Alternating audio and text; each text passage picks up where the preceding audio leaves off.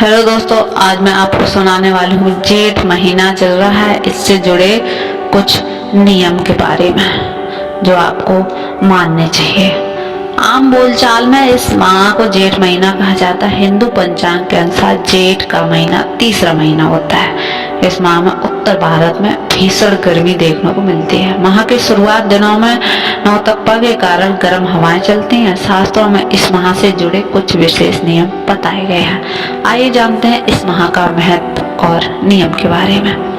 अगर इस माह में जल के महत्व की बात की जाए तो जेठ के महीने में गर्मी ज्यादा पड़ने के कारण पानी का महत्व बहुत बढ़ जाता है।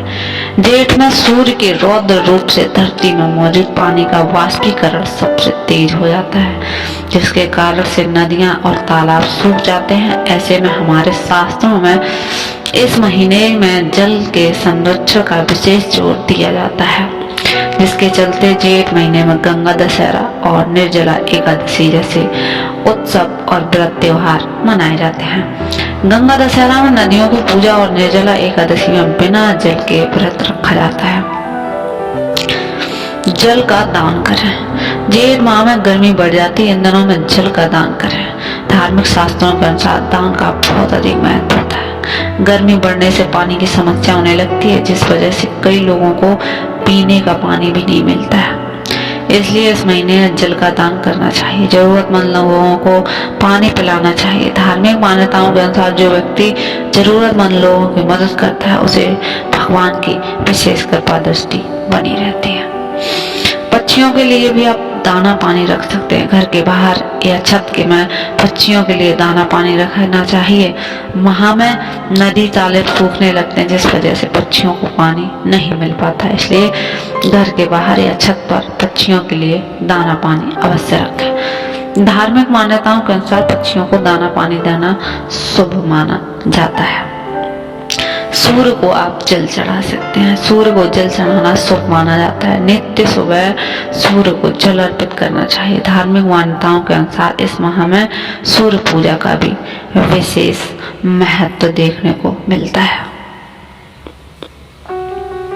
और अब मैं आपको सुना रही हूँ जेठ महीने में पीपल सींचने की कहानी। तो चलो शुरू करते हैं। जेठ महीने में पीपल देव की जय हो। एक गांव में 3 भाई एक साथ रहते थे। बड़ा भाई और दूसरा भाई बहुत ही चालाक थे। छोटा भाई खेत का सारा काम करता और उसे मुनाफा भी वो दोनों कम ही देते थे। तीनों की शादी हो ही गई थी। घर में बड़ी 2 बहुएं बड़े ठाट से रहती थी। छोटी बहू थी, वो सारा काम घर का करती थी। जेठ का महीना आ गया था। एक दिन एक बुढ़िया उनके घर पर आई और वह बहुत ही भूखी थी, तो उसने बोला, बहन मुझे खाना खिला दो बहुओं से। तो बहुएं बोली कि बड़ी बहू बोली कि भाई अम्मा मैंने तो अपने हिस्से का खाना खा लिया है, आप दूसरी से पूछ लो। दूसरी बहू बोली, माँ मैंने भी अपने हिस्से का खाना खा लिया है, आप छोटी से पूछ लो। छोटी बहू बोली, माँ मैंने अभी खाना तो नहीं खाया है, आप आइए बैठिए। और उसने अपने हिस्से का भोजन बूढ़ी अम्मा को खिला दिया। बूढ़ी अम्मा ने उसे जेठ महीने के शुरू होने की बात बताई कि जेठ महीना शुरू हो गया है। अगर तुम धन धान्य का भंडार चाहती हो तो आज से तुम तुलसी सींचो और प्यासे को पानी पिलाओ। पूर्णिमा तक तुम्हें फल अवश्य मिलेगा।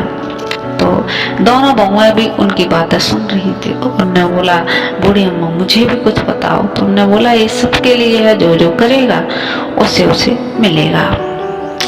तो छोटी बहू रोज ऐसा करती और वो भी दोनों करने लग गई। पीपल सींचने लग गई, तुलसी सींचने लग गई और पानी प्यासे पिलाने लग गई।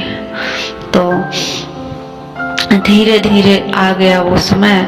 एक बार एक बच्चा आया पानी मांगने के लिए, तो बीच वाली बहू बोली कि भाई खुद ही पी ले तू पानी, मैं थोड़ी ना पिलाऊंगी, मैं तो थक गई हूँ। तो उसने खुद ही पी लिया। वहीं छोटी बहू बड़े आदर और सम्मान से बुलाती और उसे पानी पिलाती। जब अंत में पूर्णिमा आ गई तो फिर छोटी बहू का तो पूरा घड़ा भर गया सोने के सिक्कों से और बड़ी बहू का भी थोड़े बहुत सिक्के आ गए थे और बीच वाली बहू के तो बहुत कम ही आए, कुछ भी नहीं हुआ। फिर उन्होंने कहा भगवान, जब हमने तीनों ने एक साथ सबको एक जैसा किया है, फिर ये अलग अलग कैसे होगा। तब वहाँ जेठ माह के देवता प्रकट हुए और बोले, बड़ी बहू, तुमने जो भी दान किया इसका फल है। दूसरी बहू, तुमने तो हर प्यासे से यही बोला है कि आप खुद ही पानी पी लो, मैं तो थक गई हूँ। तुमने तो कुछ दान किया ही नहीं, बल्कि दान का फल तुम्हें नहीं मिला, इस कारण तुम्हारा घड़ा खाली है। छोटी बहू ने बड़े प्रेम भाव से जेठ माह का नियम से निभाया है, तब इसका घड़ा खाली नहीं हो सकता। अब तक लोगों को पानी पिलाती रही, भगवान का भजन करती रही, कथा सुनती रही, इसका पुण्य इसको मिलेगा। तीनों बहुएं भगवान के चरणों में गिर गई। दोनों बड़ी बहुएं भगवान से माफी मांगने लगी। भगवान ने उन्हें माफ कर दिया और उनके भी घड़े भर दिए। हम सभी लोग बड़े प्रेम भाव से साथ रहने लगे, भगवान के भजन कीर्तन करने लगे और उनकी कथाएं सुनने लगे।